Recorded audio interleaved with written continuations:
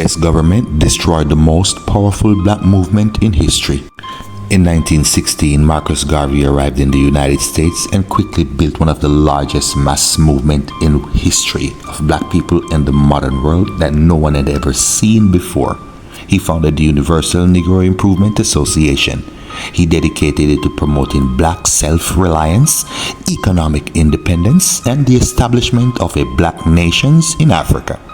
His ideology sparked a global movement and went on to inspire the Nation of Islam, the Rastafari movement, and the Black Power movement.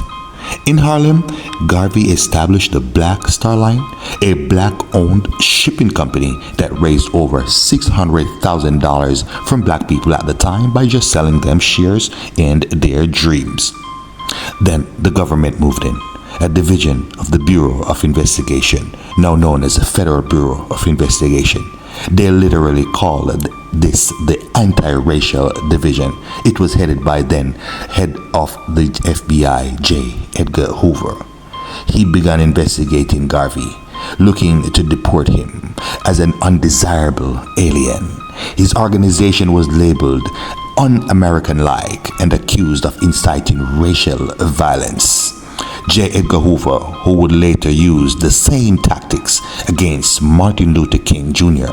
and the Black Panther Party, he assigned the first black FBI agent to investigate Marcus Garvey. The FBI agent was James Wormley Jones, to infiltrate the UNIA inside. The FBI placed spies inside the UNIA. They physically sabotaged the Black Star Line ships, throwing foreign matter into the engines to damage the engine. In 1923, they brought Garvey before an all-white jury on mail fraud charges. He was convicted and ultimately deported to Jamaica and never to return to the United States.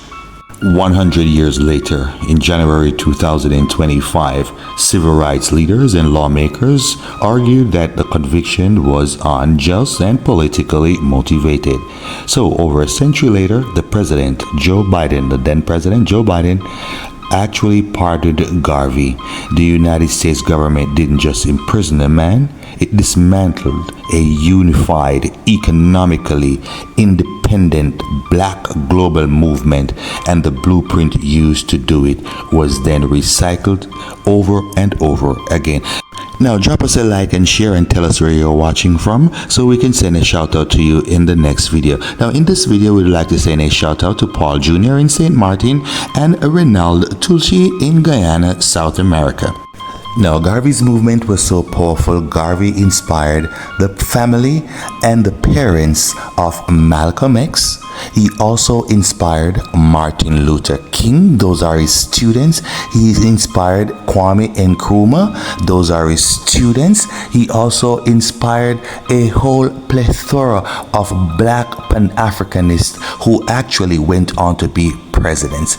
Garvey's legacy is unmatched. In a time when there was no internet, Garvey had over 10 million followers. Today, you and I could hardly get 1,000 followers on a page. Like, follow, and subscribe for more